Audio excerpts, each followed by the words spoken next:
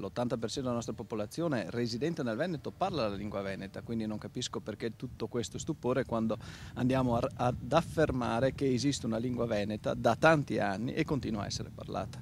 Anche l'istituzione ha bisogno di comunicare e se qualcuno vuole comunicare con la lingua natia, che male c'è? Questa è la semplice e incontestabile riflessione che ha spinto Mirko Cecchinato del Partito Democratico di Albignasego a presentare in Consiglio Comunale una mozione per riconoscere la lingua veneta come forma di espressione non solo nell'Assemblea cittadina ma anche nella Giunta e in tutti gli uffici del municipio. L'obiettivo, spiega il consigliere, non è quello di sfidare politicamente la Lega sul suo stesso terreno, ma di perseguire un intento più nobile. La volontà di andare contro questo meccanismo culturale che negli ultimi anni, forse anche attraverso la televisione, i mezzi di comunicazione di massa, ha trasformato anche i nostri giovani in italiani.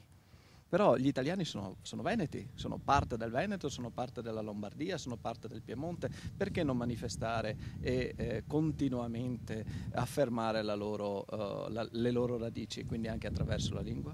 La nostra lingua e la nostra cultura non hanno niente da invidiare a quelle di altre regioni, anzi l'opposto, argomenta Cecchinato. Il problema è che a volte sono gli stessi veneti a non rendersene conto. Se sentiamo un napoletano parlare in televisione ci mettiamo a ridere perché è simpatico. Se sentiamo un veneto parlare in televisione quasi ci vergogniamo di questo. Dobbiamo perdere questa sensazione.